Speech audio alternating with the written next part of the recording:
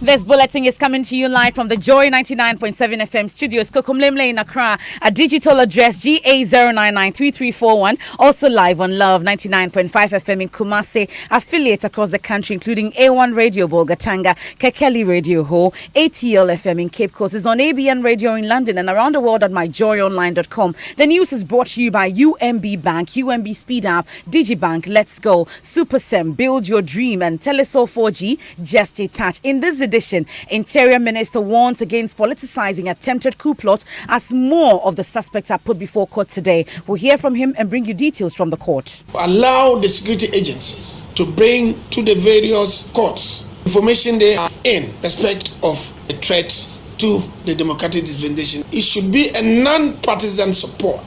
Mounting opposition to the introduction of the comprehensive sexuality education program in Ghana and elsewhere, as NAGRAT and other civil society organizations say they were not consulted. Are you expecting that something like that will be taught in a Catholic school, a Presbyterian school, a Methodist school, or a Pentecostal school? And if my members are against this issue, of which I, as an individual, am also against, definitely will raise an objection to it. Meanwhile, the UNFPA defends the curriculum, arguing it is meant to empower the students. We'll hear from them. Ayawaso West Municipal Assembly Security Council begins investigations into building collapse which claimed 2 lives and left 9 others injured in Jolo. As yesterday, 8 were treated and discharged. We lost 2. And as we speak, we do not know how the building came down. As at now, we don't know, but investigation is still ongoing. We'll hear from relatives of one of the deceased who are demanding the body of their dead for burial in sports. Asante Kotoko Jetel Zachariasen attributes inexperience to his team's painful exit from the CAF Champions League. And later in the bulletin, former President Rawlings casts doubt on the opposition NDC's ability to win the 2020 elections as he dismisses accusations that he has changed. Some of you should know that their aim is not really towards 2020 because it's not easy to wrestle it from these people, but that natural trough could and may and will come possibly after 8 years. You want to stay for details here on the Midday News with me, Emefa Apau. And in our very first story for this afternoon, Interior Minister Ambrose Jerry is warning against politicizing the attempted coup plot in which more than 6 people, including the suspected mastermind, Dr. Fred Yao McPalm, and a senior military officer have been apprehended. They've been charged with, among others, possession of explosives, arms and ammunition without lawful excuse. The minister's caution comes at the back of comments by many, including former President Mahama, who have cast doubt on the veracity of the claims. Managing editor of the Crusading Guide newspaper, Abdul Malik Kwekubaku Jr., says there is adequate evidence to convict the suspects. He spoke on Newsfile last Saturday. The scenarios where they even contemplate the kidnapping of the president. They contemplate a situation, and this is VDVD, it's there. It will come out in court. They contemplate a situation where the president, the vice president, the chief of defense staff, and some other top shots are at a congregation, have congregated at a place to explode that thing they were doing there. You see the guy manufacturing with the doctor present. This is video. You heard there Abdul Malik Kwekubaku on Newsfile last Saturday. Well, the Interior Minister, who was interacting with the Northern Regional Security Council as part of his working visit to that region, urged citizens to have confidence in the security agencies to unravel the matter. I want to thank the security agencies for making sure that they named any threat to the democratic arrangement that we have in this country. And I expect every Ghanaian to support the maintenance of the democratic order. I would entreat all of us to allow the security agencies to bring to the courts information they have in respect of the threat to the democratic dispensation that we have. It should be a non-partisan support. We should not try to behave in manner that suggests that we are not committed to the democratic dispensation. One thing is certain, that this government is going to go through due process, and therefore at the end of the day, no one, if the person has done nothing wrong, would suffer any penalty. But at the same time, we are going to due process, and I call on all Ghanaians to support the security agencies in their work to keep Ghana safe, so that we will continue to have the good governance and the relative peace that we have here. Interior Minister Ambrose Jerry there. Meanwhile, Joy News checks reveals 6 military officers are alleged to be part of the coup plot we're taking to the Kanishi District Court today. We'll get in touch with our court correspondent Joseph Akablay for details. But whilst we wait, it's a good time to take lessons on comprehensive sexuality education, because there's mounting opposition to the introduction of the program days after the guidelines were released. Many, including religious leaders and critics of the LGBTQ movement, have strongly opposed this. The latest to have added their voice is the National Association of Graduate Teachers, NAGRAT, which says it was not consulted in the drafting of this curriculum. The curriculum, which is expected to begin next academic year, is meant to introduce pupils in all public schools in Ghana, including 4 to 5 year olds, to the CSE program, which includes controversial sexual reproductive health topics. We'll hear from NAGRAT shortly, but first, listen to this news desk report. If this nation should develop, that sexuality education should be part of the curricula that we would launch this year in September, all the way from kindergarten to senior high school. Education Minister Matthew Opoku-Prempeh speaking at the launch of the Comprehensive Sexuality Education Program in January this year. He justified the introduction of the CSE into the curriculum, that it was important to enhancing the knowledge of Ghanaian students about sexuality. Ghana has long recognized sexual and reproductive health education as a conduit for addressing issues affecting the youth in this area. But parents, religious organizations, and civil society groups began to raise concerns after the document was leaked to the media. So at JHS1, for instance, they'll get to talk about fertility regulation. They'll also talk about contraceptives and other methods. Then they get to talk about unintended pregnancy and abortion. And this got many talking. The first to have raised a red flag was the fierce critic of the LGBT movement, lawyer For Amonin, who said some texts and modules in the curriculum resonated with LGBT activism. It is a strategy. They have a plan. It is always not open for you to see. It is very subliminal, and they come in all sorts of ways. Now, they have noticed that our culture and our religion, we're very strong. So what do we do to counter this? Let's go through education. And education is strong because if you win the mind, then you can win what? The heart. Some parents have also been condemning the attempts by the government to incorporate this into the curriculum, as they feel they should be the ones teaching their children about the sensitive topics of sex and sexuality. It's not our culture, but our culture is different. We cannot take white man to compare with the blacks, because we have our real culture. Before you, as a woman, you know a man there, you have to mature before you know. Executive Secretary of the National Council for Curriculum Assessment, Dr. Prince Ama, says the introduction of these into the curriculum is not new. They are taught interdisciplinary form, self-identity and knowing about our community, the values and attitudes, personal hygiene and roles and responsibility as a child. We have something like that in our school system currently. Despite the strong defense mounted by the NACA, the Ghana Pentecostal and Charismatic Council has vowed to kick against the implementation of what it says is a demonic program. Reverend Dr. Paul Frimpong Manson is the president. We are fighting against sickness, diseases, and whatever. We should teach people the better way to control this things, not how to be gays and lesbians, which is contrary to scriptures. We will kick against it. So, is there an attempt to subtly introduce LGBT ideas into Ghana's education system, or the concerns being raised amount to taking things too far?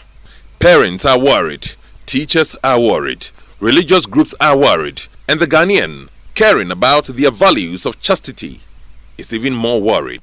That's a news desk report, but NAGRAT claims the program was drawn up without the consent and input from teachers. Angel Kabonu is president of NAGRAT. Well, as an association, I don't know of any consultation on this issue.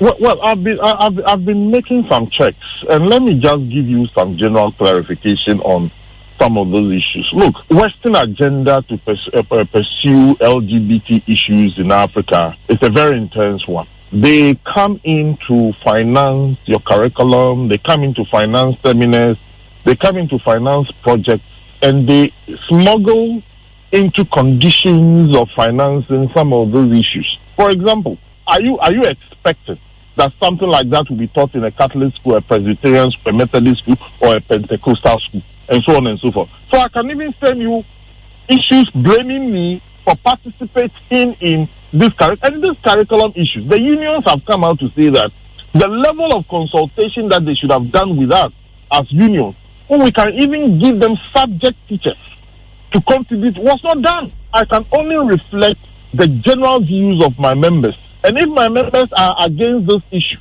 of which I as an individual am also against, definitely will raise an objection to it.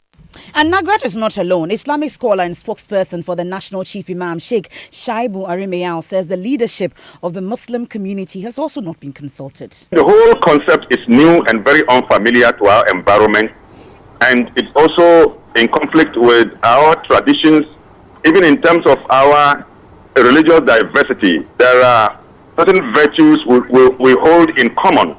So our traditions and values related to matters of the sex is something that we uphold dearly. So for such new concept to be introduced without broad consultation, for us to, one, understand the concept very well, two, to know where does it begin from? If we want to engage in sex education, where does it begin and where does it end?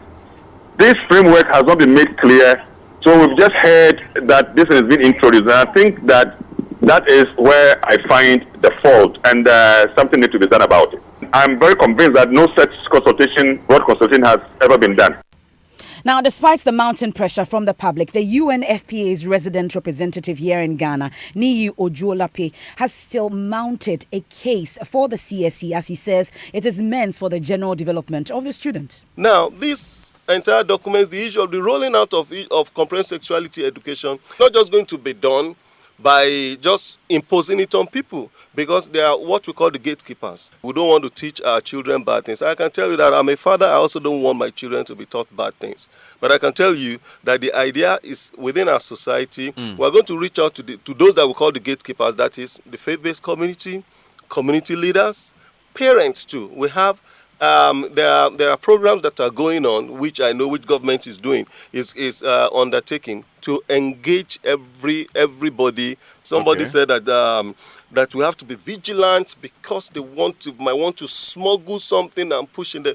Please tell me, that's even insulting on the sensibilities of the people who are going to be teaching this and the people here locally, because this document was developed locally. It was not developed for us by anybody. So when you say somebody can smuggle in something for you, how can I be an individual and they say in a how many page document, in a 26-page document, that somebody will smuggle in something there for me to begin to teach? How do you smuggle it in for the teacher to teach? No. And also to make the point that the UN is not coming to teach anybody anything. Whatever the member state says, whatever the government says, that is what the UN is doing. And then this document, like I said, was developed by people within the country, and it is for everybody.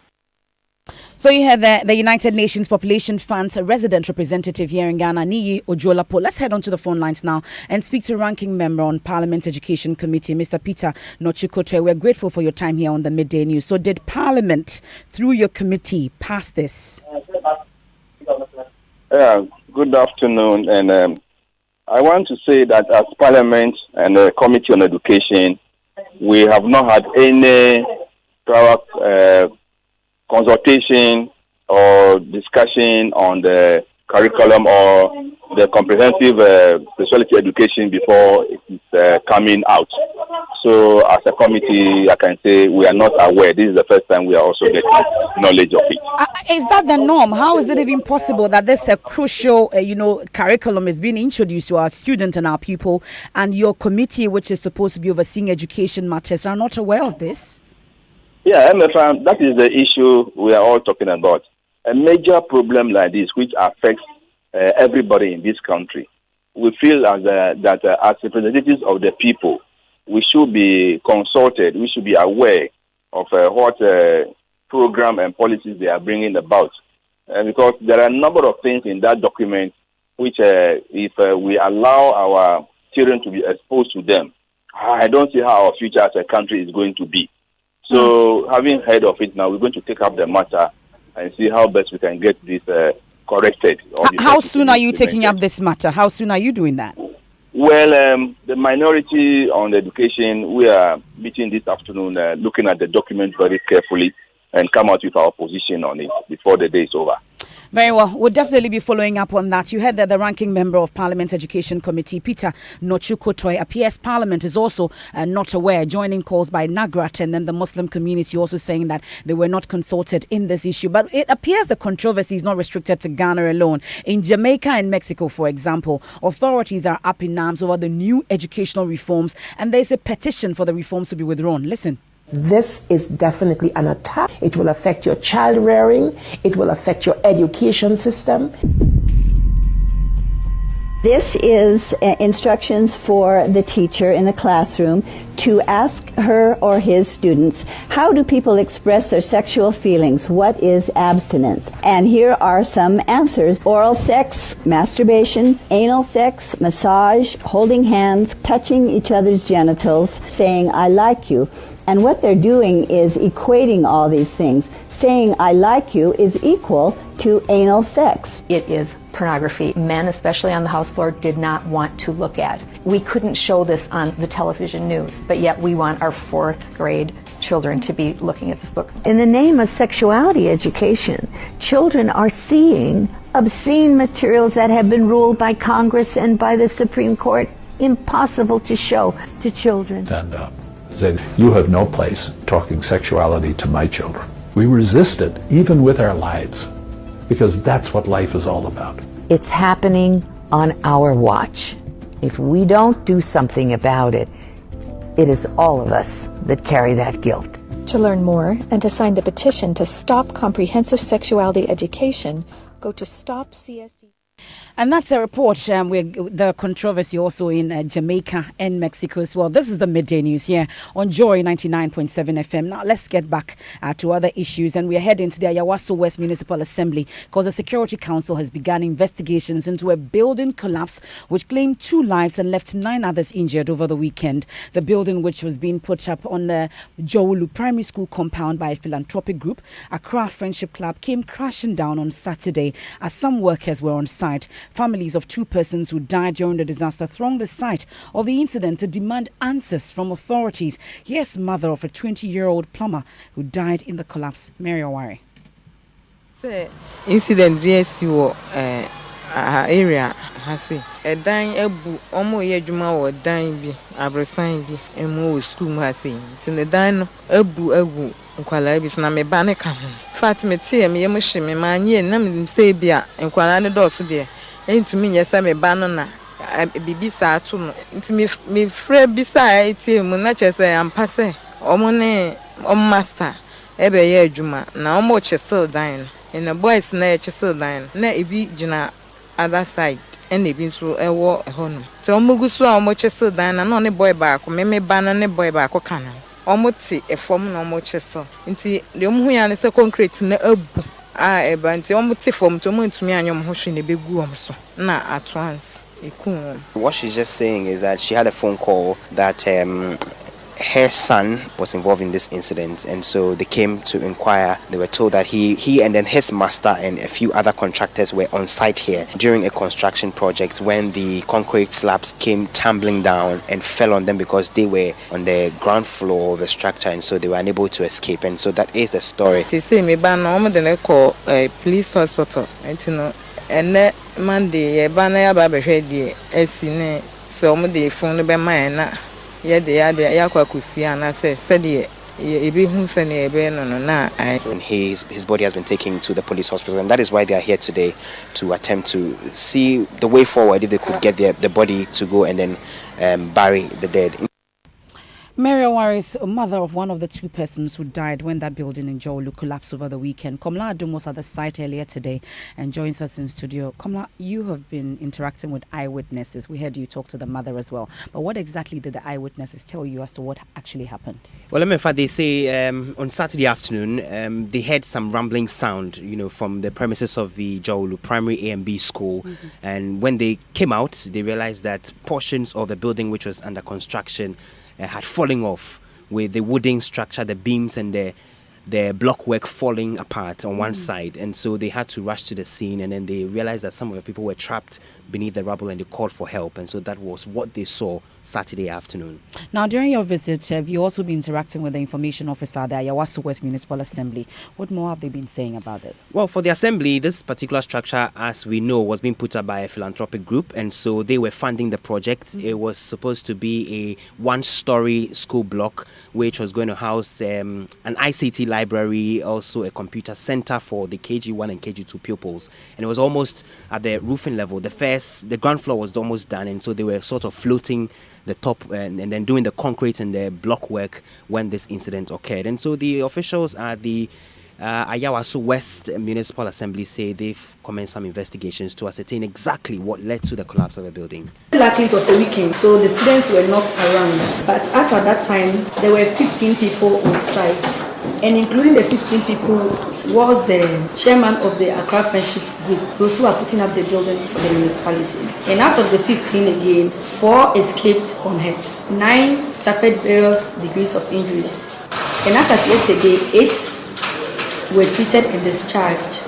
1 is still on admission at Nyawo, so we lost 2. And the school is still in session, Komla? Yes, so when we got there, teachers and pupils were in classrooms. Apart What from about the safety of these children? Yes, the assembly says they considered all of that during the municipal security meeting yesterday, and so there was a decision that they clear the debris from the compound so that it will create a safe place for the students, so education wouldn't be hampered. It's a school premises, and because of the way it happened weekend, there were rumors that some of the teachers were there, they were hurt, and it brought fear to the parents. And because of that, we had to break the other part.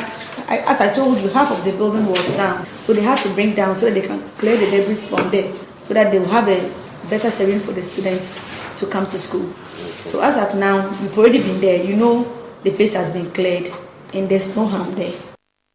You heard there the information officer of the Ayawaso West Municipal Assembly, Phyllis Abba Lancer. We'll take a quick break here on the Midday News. When we return, we'll hear from former President Rawlings as he cast out on the opposition NDC's ability to win the 2020 elections as he dismisses accusations that he has changed. Some of you should know that their aim is not really towards 2020, because it's not easy to wrestle it from these people, but that natural trough could and may and will come possibly after 8 years. My name is Kwame Sefakai, and most of you know me as a media personality, but I am also a family man. The UMB mobile banking app, UMB Speed App, saves me so much time by letting me do almost all of my banking transactions on my phone. The cardless withdrawal feature allows me to withdraw cash from any UMB ATM without an ATM card. I can also pay bills, transfer money, request for a loan, invest money, and so much more. So now, I can spend less time at the bank and more time with the ones I love. Bank anywhere and anytime with a UMB mobile banking app, UMB Speed App, and get the time to do what you love most. Download the UMB Speed App from your Android, iOS, or Windows phone today. Call 0302-633-988 for more information. UMB Speed App, Digibank, let's go! Kremasa, Ghana, so we correct medicine pa. And you make us super. Me a super medicine and kasa. Because our job no and better. They won't see how beautiful and high quality your work is. That be what them they use believe you. That be why me too. It be only super cement at the use. Cement mu cement. Cement papa. Inti me crimes in ina from because super. Because me the super cement and DVD ra. Super cement is designed to ensure that your buildings stand strong for generations. Build with Supersem Cement. Build your dream. Build. Thanks for staying with us here on the Midday News. Times for sports. Benedict, what's in sports? Yes, a lot happened over the weekend. Kumasi Asante Kotoko, one of the teams that couldn't make it to the next stage of the CAF Champions League, and their coach Zetel Zachariasin believes their failure to reach the money zone of the competition was as a result of his sights and experience. Now, they lost 3-0 to Etoile du Sahel on Sunday, that was yesterday, to finish their tie 3-2 on aggregate. Well, many were very hopeful of their chances of making it after their 2-0 win in the first leg at the Barbara Stadium. But their coach Zachariasin insists avoidable mistakes on the day cost this team. A lot of lessons, most of all that the mental side of it, that we got to be more prepared in another way, then we probably, I don't know what we mentally did wrong at the moment, but we should not do this type of mistakes that we do. Normally we don't do that. But there's got to be a mental thing that they had when they came here that we didn't see before. Were you impressed about the performance of the players? No, as I said again, a lot of things we did that we not normally do, and we did it in the wrong day. So we gotta pick up and learn from it. All right, so that's Asante Kotoko coach Jetel Zacharias, and in that same interview, he mentioned that the Champions League is not Kotoko's level, but rather is a Confederation Cup. It's something we're going to interrogate. So join us at 1 on Sports Track with Gary Smith. Thank you very much, Benedict. Now, former President Jerry John Rawlings has cast doubt on the opposition National Democratic Congress's ability to win the 2020 elections. Mr. Rawlings questioned the strategy of some of the current leaders of the NDC in latching onto power ostensibly to contest the 2020 elections. Although he did not mention names, he said these leaders did not envisage and believe that it will be possible to defeat the NPP in 2020, but did not want to also allow anyone to try their hands at combating the polls. He was addressing a conference of cadres and activists of the revolution in Kumasi last Saturday. It's nice to hear the determination, your determination to organize towards a 2020 victory. And yet, there are some amongst us in the leadership who initially didn't think, after 4 years you can wrestle power from these people. And yet, if I may speak frankly, I've gone ahead and almost purchased the power of this party into their pockets and claiming to be aiming towards 2020 when I know, when some of you should know, that their aim is not really towards 2020, because it's not easy to wrestle it from these people in their so-called midterm stride. But that natural trough could and may and will come possibly after 8 years. Meanwhile, you've secured 2020 out of the way for yourself, so nobody will be the whatever, knowing damn well that you just give it from full what you call it to pass through when you know 2024 is your target, when they will also be quite weak then. Former President Jerry John Rawlings. Let's head back to our very first story on the attempted coup plot. We're told that 6 military officers alleged to be part of the coup plot were taken to the Kaneshie District Court. My colleague Matilda Obamaga joins us live. So Matilda, clarify for us, these are additional suspects who are being put before court, and who are they? Yes, MFA, these are new suspects who were picked up. And these are Saidu Abubakar, Lance Dr. Ali Solomon, Albert Baba Ibrahim, Godwin Ni Ankara, Sylvester Tebu, and Gobi O2 Esther. They have been charged with possession of explosive arms and the case has been adjourned to October 9. But NFA, while during the hearing, there was just interesting thing that one of the suspects. I apologize for that. We have a terrible connection to Matilda Pomaga's line, but 6-7 soldiers have been put before the Kaneshie District Court in connection with the alleged coup plot in Accra. She gave us the names as Saidu Abubakar, Lance Corporal Ali Solomon, Albert Baba Ibrahim, Godwin Ni Ankara, Sylvester Tebu, WO2 Esther, and they've been charged with possession of explosive arms and ammunition without lawful authority. And Special Prosecutor Martin Amidu has disclosed attempts by the Attorney General Gloria Kufu to make him what he calls a lame duck prosecutor. In an interview with David Ampofo on Time with David talk show, Mr. Amidu describes how he had to go to war with the AG to get her to pass a legislative instrument that actually allows him to do his work. I was shown a 3-story building as a place to begin working from. At that time, the LIs had not been made. And I had to ensure that LIs were made because I had a lot of confrontations with the Attorney General about the way they wanted to set up the office. They wanted to set up the office as a lame duck, which I resisted. And there are exchanges of letters which proves it. Eventually, I got LIs which I thought could let us work. You heard that Special Prosecutor Martin Amidu. He also accuses people around the president of frustrating his work. But it's time to check out what's trending on social media. It looks like comprehensive sexuality education is topping the chat. What are people saying, Maps? All right, this one is from Ethni Ajay, who says comprehensive sexuality education will empower the youth to make informed decisions with regards to safe sex. The importance of sex education cannot be undermined. We need to live and learn. This one is from Henry Quay, who says, so religious and moral education was taken from the syllabus and is being replaced with comprehensive sexual education. Where are we heading to as a nation? At Amma_Infinite with a very interesting question. She's asking, do you know how many pedophiles and child molesters will be identified if children use sex education at age 4? And the last one is from Daniel, who says, has Ghana lost its education agenda? Ghana Beyond Aid is in crisis. And that's it for the midday news here on Joy 99.7 FM. There's more news, of course, when you log on to myjoyonline.com. Thanks so much for your company and enjoy the rest of the week. I am MF Apao.